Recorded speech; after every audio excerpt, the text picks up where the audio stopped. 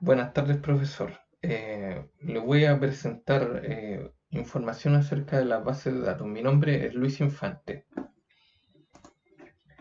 Empecemos. ¿Qué es una base de datos? Una base de datos es un almacén que nos permite guardar grandes cantidades de información de forma organizada para que luego podamos encontrar y utilizar fácilmente.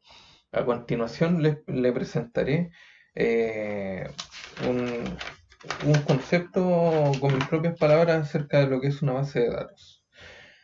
Es una serie de datos organizados y relacionados entre sí, los cuales son recolectados y explotados por los sistemas de información de una empresa. Guarda grandes cantidades de información en servidores. ¿Qué quiero decir con esto? Que la información que ellos van recopilando de cada cliente o de cada usuario, los van guardando en servidores físicos. Se podría decir que en discos duros. Una de las cosas que debo destacar de las bases de datos es la integridad de los datos, la redundancia mínima, la seguridad de acceso y auditoría, el respaldo y la recuperación.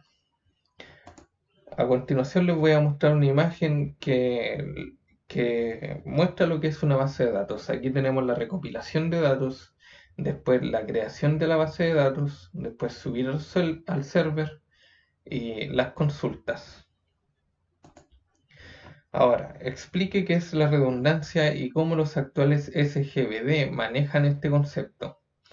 Un sistema SGBD es sinónimo de independencia, una redundancia mínima, consistencia de la información, abstracción de la información sobre su almacenamiento físico, así como un acceso seguro y la adopción de las medidas necesarias para garantizar la integridad de los datos. Primero que nada le voy a definir lo que es una CGBD. Es un tipo de software muy específico dedicado a servir de interfaz entre la base de datos, el usuario y las aplicaciones que utilizan. Es como un intermediario, por así decirlo. Se compone de lenguaje de definición de datos, manipulación de datos y lenguaje de consulta. Ahora, redundancia de datos. Los sistemas de ficheros almacenan varias copias de los mismos datos en ficheros distintos. Esto hace que desperdicie el espacio de almacenamiento, bien digo, además de provocar la falta de consistencia de datos.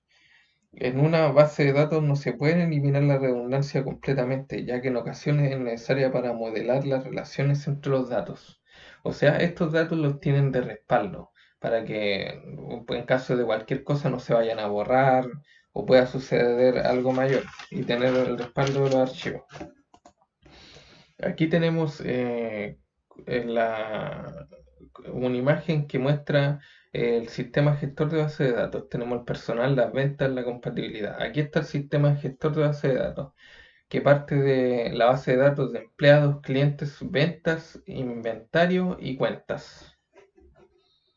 Y ahí vemos el computador, en donde está el sistema gestor de base de datos. Relación que existe entre los conceptos de sistemas de información y base de datos. Antes de conocer qué es una base de datos, se debe definir qué es un sistema de información, y este se define como un conjunto de elementos orientados al tratamiento y administración de datos de información, organizados y listos para su posterior uso, generados para cubrir una necesidad u objetivo. Concluyo que la relación que existe entre ambos es que la base de datos hacen parte, conforman el sistema de una información para manejarla. O sea, los dos van de la mano. Uno le presta información a otro y así llega hacia el usuario final y se pueden tomar mejores decisiones. Explique cómo los sistemas operacionales apoyan las operaciones diarias de la organización.